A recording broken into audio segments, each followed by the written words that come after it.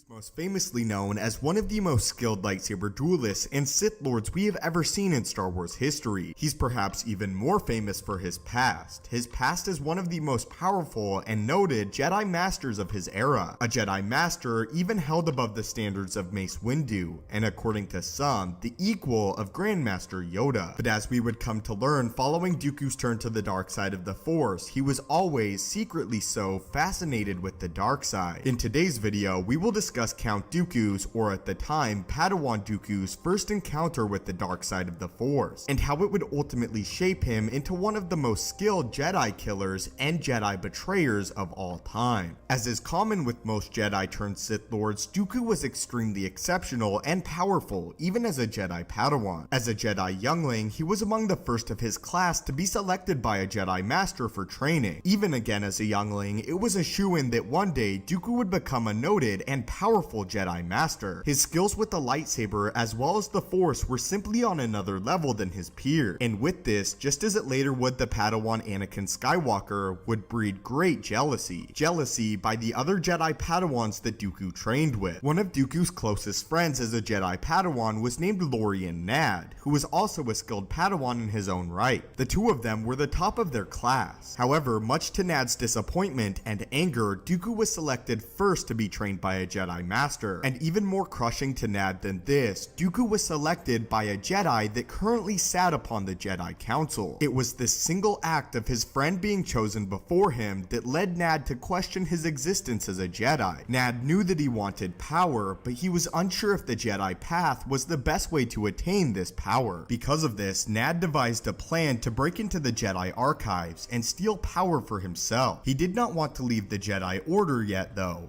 First, he needed to prove his superiority over his friend Dooku, and prove to the Jedi Master that had not selected him that he was the superior prodigy. Once breaking into the Jedi archives, Nad would make the biggest mistake of his life. Not only selecting a Sith holocron, but the most dangerous Sith holocron in the temple. One of the most ancient and dark side oriented artifacts that the Jedi Order had ever been able to obtain. A holocron so dangerous that even the Jedi Council members refused to look upon it. We will discuss more about this ancient holocron in a future video. All you need to know though is that it was extremely old and extremely dangerous. Wanting to reconcile with his friend, Dooku ventured to Nad's room, where upon entering the room, he witnessed the young Jedi Padawan looking intensely into the Sith holocron. For a moment, Dooku paused, as he felt something he had never had through the Force. It was here for the first time that he experienced the true state of the dark side, but it wasn't quite as awful as his masters had described. There was something about it that seemed to call to the young Dooku.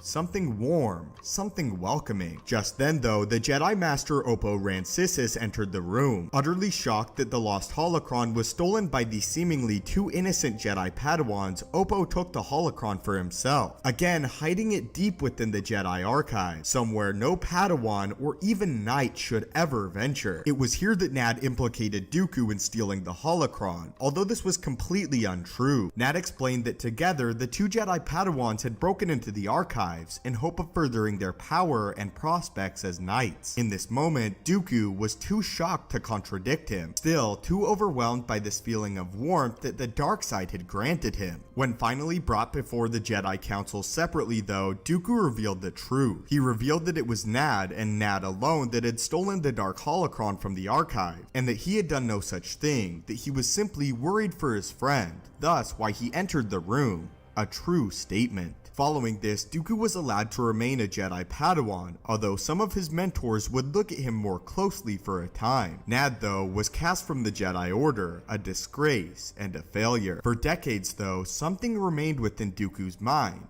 Maybe less than a thought and more of a feeling. That feeling that he had when he entered Nad's room. A feeling that that holocron had granted him. Something that would grow into a dangerous and deep obsession. But that is how a Jedi Padawan Dooku, as well as Nad, stole a Jedi holocron from the records, or at least seemed so at first. But leave your own thoughts on this in the comments down below, and be sure to stay tuned on the channel for more information on this Sith holocron.